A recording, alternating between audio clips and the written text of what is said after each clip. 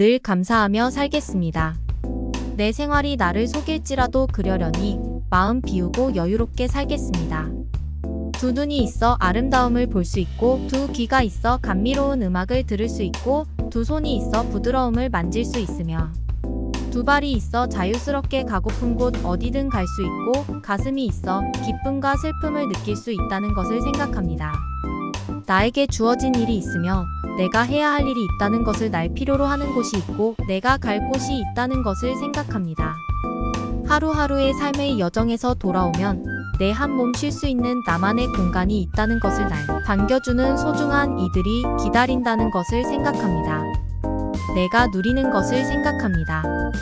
아침에 보는 햇살에 기분 맑게 하며, 사랑의 인사로 하루를 시작하며, 아이들의 해맑은 미소에서 마음이 밝아질 수 있으니, 길을 걷다가도 향기로운 꽃들에 내 눈 반짝이며, 한 줄의 글귀에 감명받으며, 우연히 듣는 음악에 지난 추억을 회상할 수 있으며, 위로의 한마디에 우울한 기분 가벼이 할 수 있으며, 보여주는 마음에 내 마음도 설레일 수 있다는 것을, 나에게 주어진 것들을 누리는 행복을 생각합니다. 볼 수 있고 들을 수 있고 만질 수 있고 느낄 수 있다는 것에 건강한 모습으로 뜨거운 가슴으로 이 아름다운 한 세상을 살아가고 있다는 것에 오늘도 감사하다는 것을, 우리는 늘 무언가 부족함에 투덜대지만 사실 그렇게 불평할 수 있는 것도 여유가 있기 때문입니다. 굶주려 죽어가는 사람들과 내일을 기약할 수 없는 전쟁의 포화 속에 살아가는 사람들을 생각한다면 지금의 내가 얼마나 행복한 환경 속에서 살아가고 있는지 알 수 있을 것입니다. 당신이 가지고 있는 것에 집중하세요. 아주 작은 것에도 감사하세요. 당신이 누리는 작은 것들이 누군가에게는 정말 간절하고 절실한 바로 그것입니다. 몸에 한 가닥 시로락이라도 감았거든 항상 배짜는 여인의 수고를 생각하고, 하루 세 끼의 밥을 먹거든 매양농부의 노고를 감사하라. 감사는 계절도 시간도 없습니다. 감사는 어느 곳에서든 캐낼 수 있는 마음의 따뜻한 생각의 선물입니다. 어느 때든 어느 곳에서든 감사를 캐어내면 감사가 되고, 불평을 캐어내면 불평이 나옵니다. 감사는 주어진 조건이 아니라 만들어지는 해석입니다. 부족하여도 감사를 잉태하는 자는 감사를 낳고, 풍족하여도 불평을 잉태한 자는 불평을 낳습니다. 감사는 소유의 크기가 아니라 생각의 크기이며 믿음의 크기입니다. 소유에 비례하는 감사는 소유에 비례한 불평을 낳고, 믿음의 감사는 조건에 매이지 않아 세상을 행복하게 하고 자신을 풍요롭게 합니다. 감사는 은혜를 아는 자의 마음의 열매이며 섭리를 수용하는 자의 사유의 방식입니다. 감사한 만큼 삶은 여유가 있고 따뜻합니다. 나에게 생명이 있음을 감사드리며 내 생명을 통하여 남의 생명을 귀하게 여기게 됨을 감사드립니다. 내가 생각할 수 있음을 감사드리며, 생각 중에서도 긍정적인 생각을 선택하여 내 삶이 날마다 좋아지고 있음을 감사드립니다. 내가 사랑하는 사람이 있음을 감사드리며 나의 사랑으로 그가 기뻐한다는 것을 알 수 있음을 감사드립니다. 우리가 손을 잡을 때, 꼭 안아볼 때 말로 표현할 수 없는 포근함과 신뢰의 아름다운 느낌을 내가 갖고 있음을 감사드립니다. 일할 수 있는 장소와 일할 수 있는 건강과 일을 잘할 수 있는 지혜와 일을 즐거워하는 생각이 나에게 있음을 감사드립니다. 남을 이해하는 마음, 용서하는 마음, 나아가 그를 사랑할 수 있는 용기가 나에게 있음을 감사드립니다. 나에게는 아직도 가보지 않은 곳이 있으며 남아있는 시간이 있음을 감사드립니다. 기쁠 때 내 얼굴에 진정한 기쁨이 피어나고, 또 남이 슬픔을 당할 때는 가슴이 아리고 눈에서는 눈물이 흘러내리는 순수한 마음이 내게 있음을 감사드립니다. 작은 일에도 일상적인 생활 속에서도 감사를 발견하고 그 감사를 말이나 글로 표현할 수 있음을 감사드립니다. 소크라테스가 만족한 돼지가 되지 말고 불만족한 사람이 되란 얘기를 했습니다. 그런데 난 여러분께 만족하란 얘기를 하고 싶습니다. 불평은 세상을 살아가면서 제일 불필요한 것 중에 한 가지입니다. 비교를 한다면 여러분의 욕망을 채워줄 것은 없습니다. 비교를 한다면 후회가 만들어지는 원인이 됩니다. 다른 사람과 자신을 비교한다면 후회가 생길지라도 다른 사람의 삶 때문에 당신의 만족이 채워지는 것은 아닙니다. 만족은 비교 대상이 필요 없이 그냥 있는 그대로 당신이 잘했다고 느꼈을 때 생기는 흡족한 감정입니다. 후회는 비교를 통해서 느껴지는 감정이고 만족은 다른 것과 비교해서 생기는 게 아닙니다. 당신에게 10억 원이 있는데 20억을 가진 자와 비교한다면 또 20억을 갖게 되었을 때 30억을 가진 자와 비교한다면 그 끝이 있는지요. 난 아들이 선짓국이나 콩나물국밥, 순댓국을 먹으러 가자고 할 때 참 감사합니다. 피자를 먹으러 가자고 하지 않고 아웃백을 가자고 하지 않고 음식값이 비싸고 싼 것을 애기하는 것이 아닙니다. 이모에게는 갈비 먹으러 가자, 아웃백 가자, 아님 피자 먹으러 가자고 하면서도 내게는 콩나물국밥을 같이 먹는 아빠가 감사하다고 할 때 가족이 그 콩나물국밥을 같이 먹는 그것을 아는 아이가 된 것이 너무 감사합니다.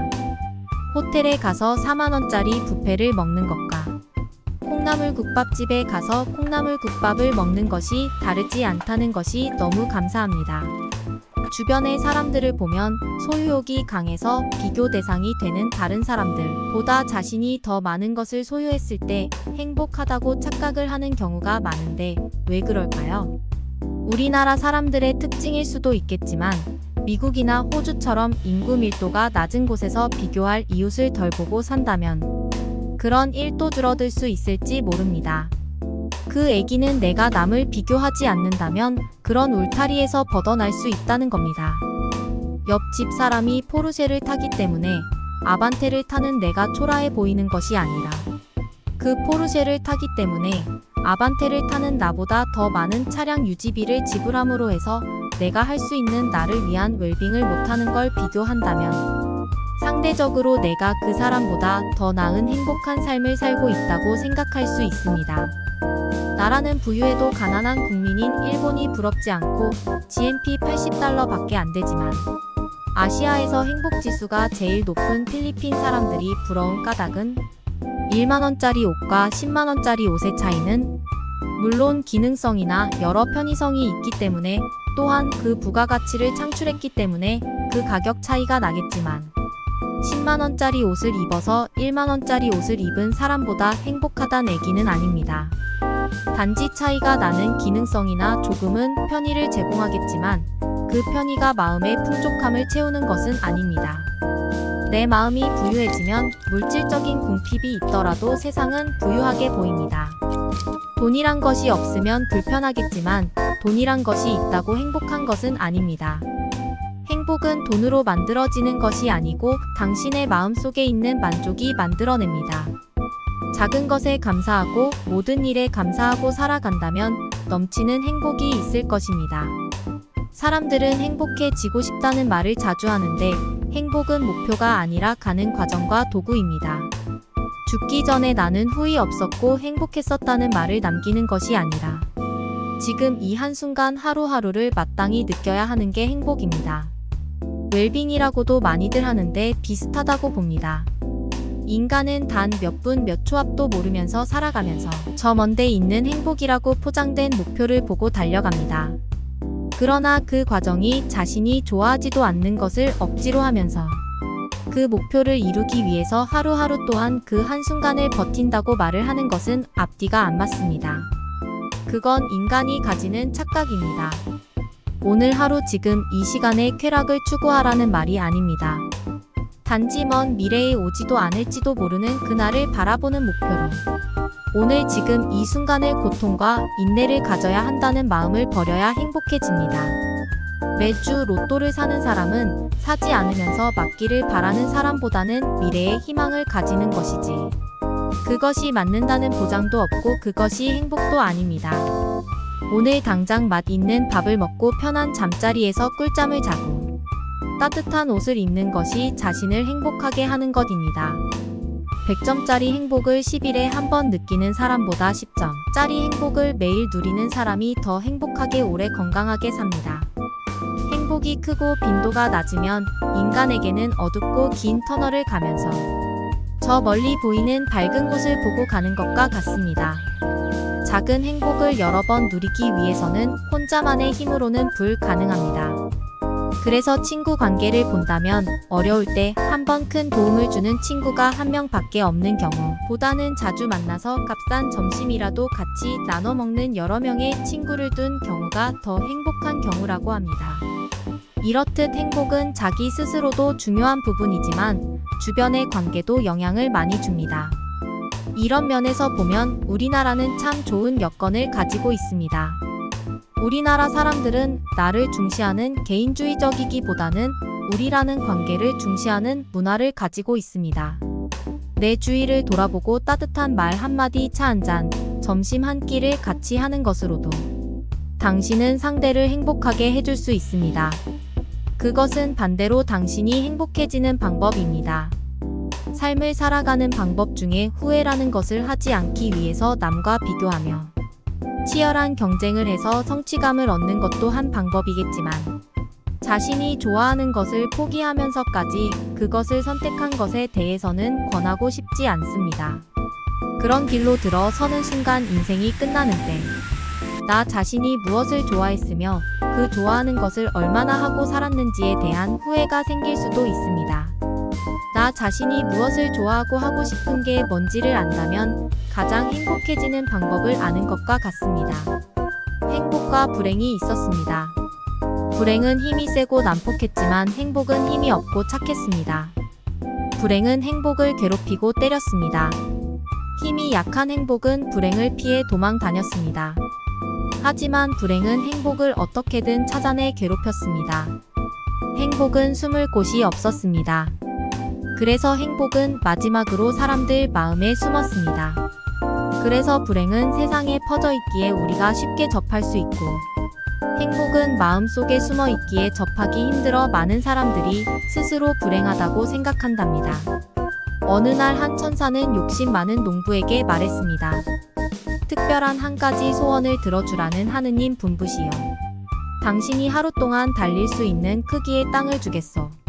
그러자 농부는 자기 말 중에서 가장 빠른 말을 타고 감사하는 것도 잊은 채 있는 힘을 다해 달리기 시작했습니다. 온 몸이 곧 땀에 흠뻑 젖었습니다. 쉴 여유가 없었습니다. 쉬면 쉬는 만큼 차지할 땅이 적어지기 때문입니다. 해질 무렵 처음 천사와 만났던 그 자리로 돌아왔습니다.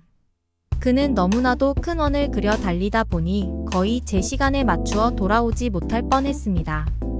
그러나 그는 매우 정확한 사람이었기 때문에 약속한 제 시간에 약속한 자리로 돌아올 수 있었습니다.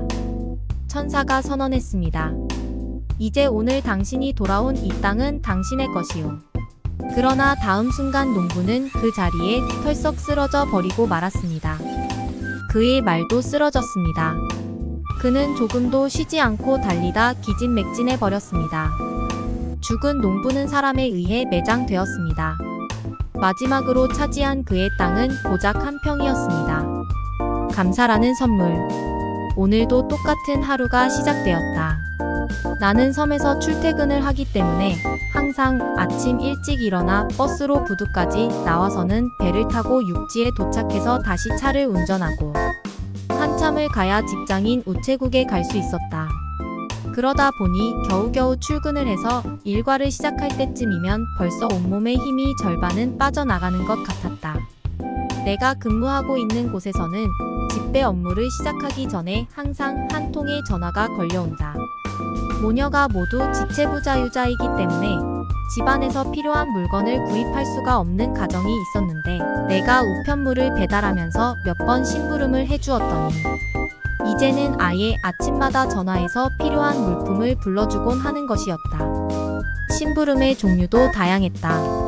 볼펜, 빗자루, 빗에서부터 홍시, 귤, 생선, 심지어는 요강까지 사다 준 적도 있었다. 일이 바쁘지 않고 여유로울 때에는 불쌍하다는 생각에 기꺼이 도와주었지만 업무량이 많은 날이면 그 부탁들이 상당한 부담이 되었다. 그래서 때로는 그 집에서 전화를 하지 않았으면 하는 생각을 한 적도 있었고 어떤 때는 짜증을 부리기도 했다. 그날도 여느 때처럼 많은 업무량에 투덜거리며 배달 나갈 준비를 하고 있는데 어김없이 그 전화가 걸려왔다. 혼자서는 추스리기조차 힘든 많은 우편물에 쩔쩔매고 있던 터라 화가 나는 걸 간신히 참으며 전화를 받았더니 돈은 나중에 주겠다며 양말을 사오라는 것이었다.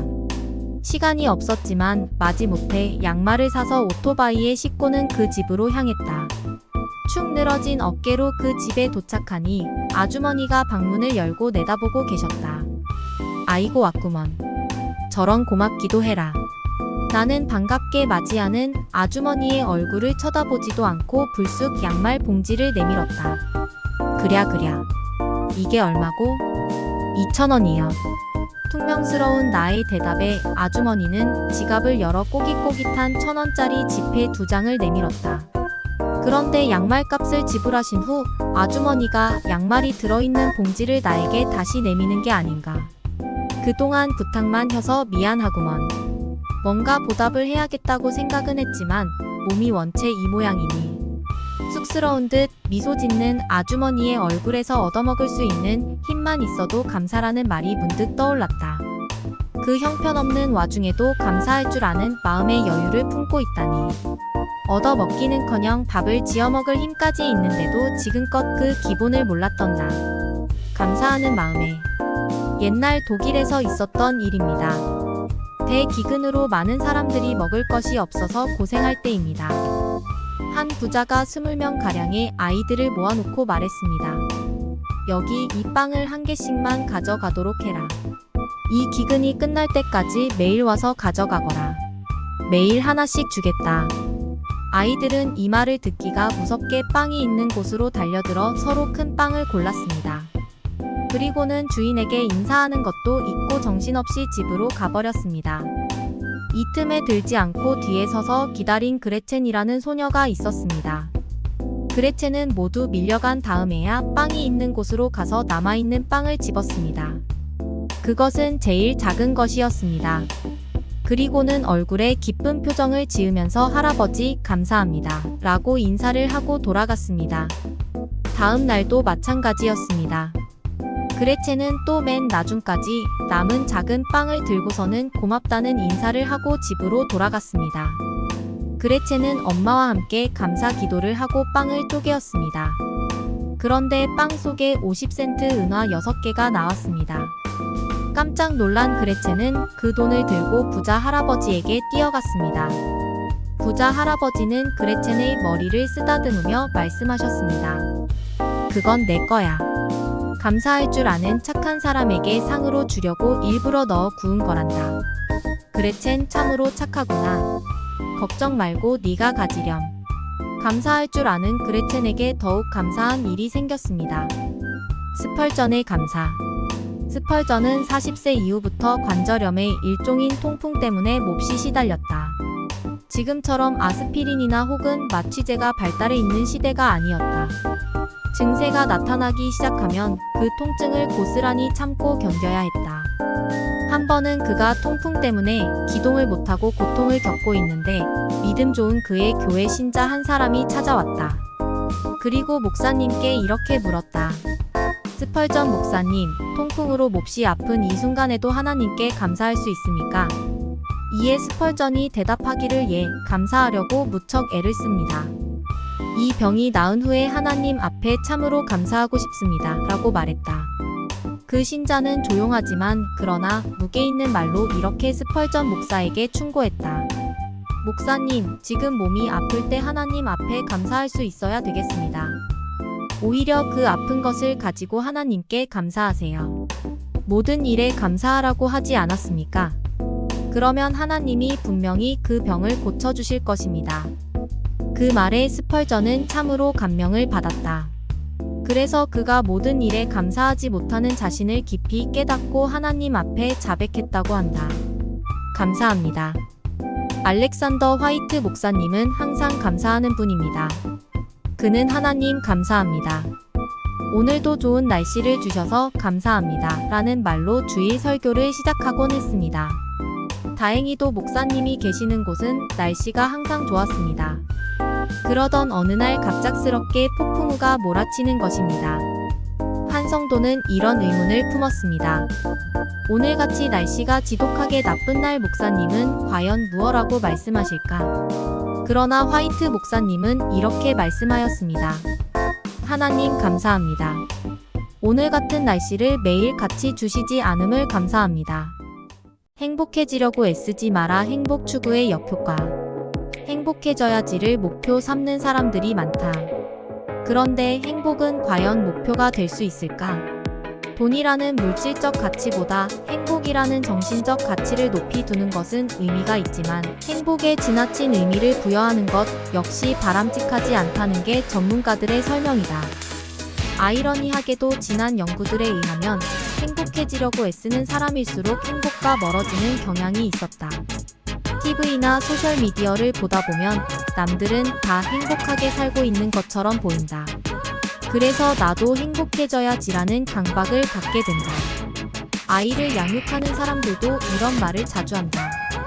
아이가 훌륭한 사람이 될 필요는 없지만 어떤 길을 선택하든 행복했으면 좋겠다라고. 이는 듣기에는 무척 좋은 말이다. 하지만 안타깝게도 행복은 매우 광범위하고 개괄적인 개념이다. 이를 목표로 삼으면 막연하기 때문에 실질적으로 행복에 도달하는 길을 찾기 어려워진다. 뇌는 부정적 정보에 민감. 계속 행복할 수 없어.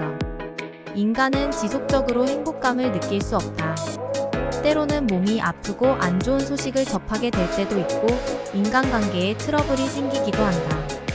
인생은 끊임없는 문제의 연속이기 때문에 계속 행복할 수는 없다. 우리의 뇌가 어떻게 기능하는지 안다면 행복은 더욱 목표가 되기 어렵다. 사람의 뇌는 긍정적인 정보보다 부정적인 정보에 민감한 부정 편향을 한다. 따라서 행복하게 살겠다는 목표는 허상에 가깝다. 심리학자인 이타이 아이브찬 박사는 사이콜로지 투데이를 통해 행복은 장기적인 목표가 아니라며 그 이유는 단순하다. 인간의 감정은 변동을 거듭하기 때문이라고 설명했다. 일시적으로 나타났다가 사라지는 행복이라는 감정을 목표 삼으면 역효과가 발생한다. 예일대학교 심리학과 연구팀이 미국 심리과 학협회 저널에 발표한 논문에 의하면 행복을 과대평가하는 사람, 즉 인생에서 행복의 가치를 너무 높게 평가하는 사람들은 오히려 행복감을 덜 느끼며 사는 것으로 나타났다. 행복해야 한다는 생각에 집착하면 자신의 감정을 지속적으로 감시하게 된다. 스스로에게 나는 지금 행복한가? 라는 물음을 계속 던지고 그렇지 않다고 느낄 때마다 실패했다는 상실감을 느끼게 된다는 것. 자신을 실패자로 낙인 찍으면 좌절하게 되고 행복감은 오히려 줄어든다. 전문가들은 슬픔, 화 등의 감정 역시 인생의 일부임을 인정해야 한다고 조언한다. 돈은 과소평가도 과대평가도 불필요. 그렇다면 어떻게 해야 실질적으로 좀 더 행복한 삶을 살 수 있을까? 무엇이든 균형이 중요하다.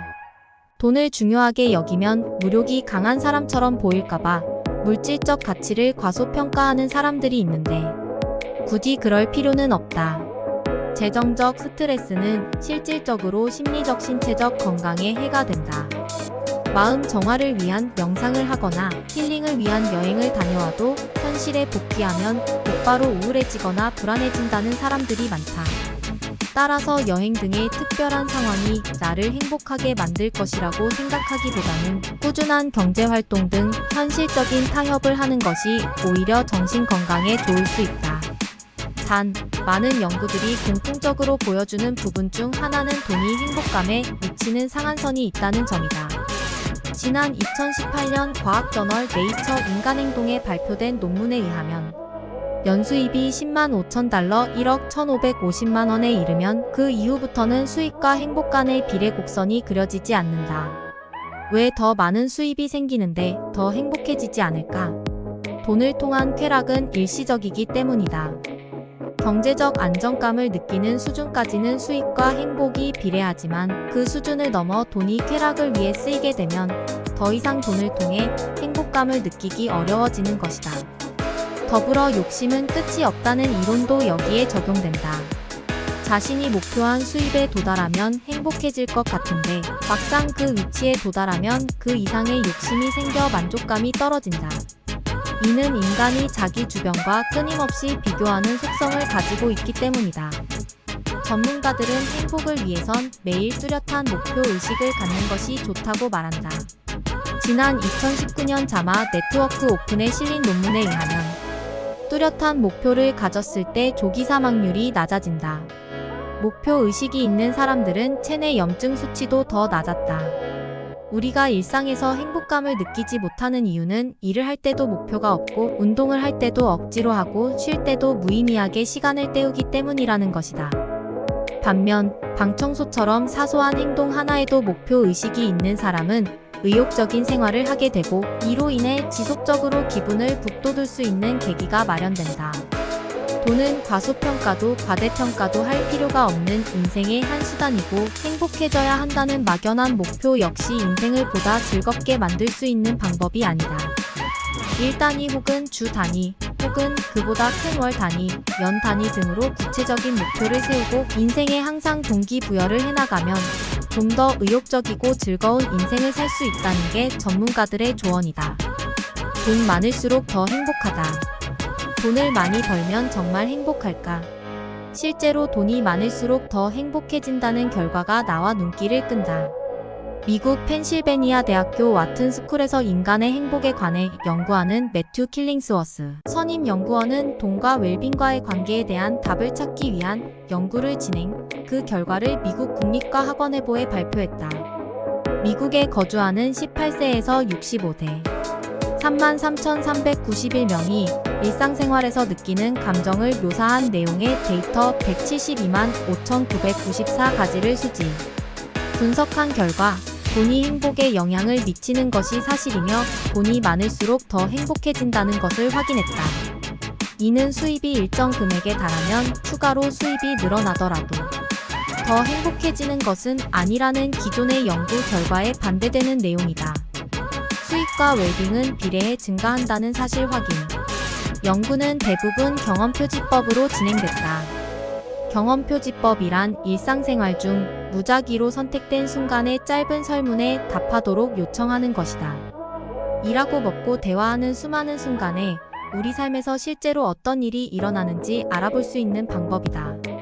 돈과 행복의 관계에 관한 이전 연구들이 대부분 삶에 대한 전반적인 만족감을 평가하는 데 중점을 두었다면 이번 연구에서는 이에 더해 매일매일 그 순간에 느끼는 감정을 파악해 삶에 대한 전체적인 이미지를 얻는 것을 목표로 했다. 이번 연구에서는 킬링스워스 연구원이 직접 개발한 앱을 통해 참가자들은 매일 각자 무작위로 정해진 시간에 몇 차례 질문에 답했다. 앱에 접속할 때마다 참가자들은 현재 기분이 어떤가요?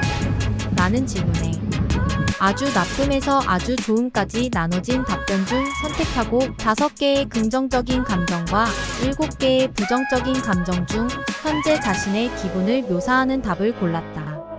그리고 그중 최소 한 번, 전체적으로 자신의 삶에 얼마나 만족하나요? 라는 질문에도 전혀에서 매우까지 나눠진 답을 선택했다. 이후 각 개인의 평균적인 웰빙 수준을 계산하고 그 결과와 수입의 관계를 분석했다. 연구진은 이 과정에서 어느 정도는 수입이 더 많아지면 웰빙이 증가하지만 연간 가구 소득이 7만 5천 달러 약 8,200만 원에 달하면 행복감이 더 이상은 증가하지 않는다는 이전 연구 결과와 같아질 것이라 예측했다. 하지만 다양한 소득 수준을 토대로 한 연구 결과를 보니 모든 형태의 웰빙이 수입과 함께 상승했다. 중간에 꺾이는 지점이나 돈이 더 이상 중요하지 않아지는 변곡점 같은 건 없었고 계속해서 수입과 웰빙이 비례해 증가한 것이다. 삶에 대한 통제감 증가가 행복에 영향. 수입이 많아 더 행복하다고 느끼는 것은 삶에 대한 통제감이 증가하기 때문이다. 돈이 많을수록 인생을 어떻게 살 것인가에 대해 더 많은 선택지가 생기는 것이다. 현재 팬데믹만 봐도 그렇다. 한 달 벌어 한 달 사는 사람이 일자리를 잃으면 먹고 살기 위해 싫어하는 일이라도 할 수만 있다면 해야 한다. 선택권이 없다. 반면 경제적으로 여유가 있으면 더 나은 기회를 기다릴 수 있다. 결정할 것이 크던 작던 돈이 많을수록 선택지는 많아지고 자율성은 높아진다. 그럼에도 연구진은 돈으로 성공을 정의하는 것을 경계했다. 돈이 행복에 기여하는 것은 맞지만 돈과 성공을 동일시하는 사람은 그렇지 않은 사람보다 덜 행복하다는 점도 발견했다. 이들은 더 오랜 시간 일하고 시간에 대한 압박을 더 많이 느껴 행복감이 덜했다. 연구진은 비록 이번 연구가 이전에 생각했던 것 이상으로 돈이 중요하다는 것을 보여주긴 하지만 실제로 소득은 행복을 결정하는 작은 요인일 뿐이라며 다만 인간 행복을 위한 방정식이 무엇인지 찾는 사람들에게 이 연구가 도움이 되길 바란다고 말했다.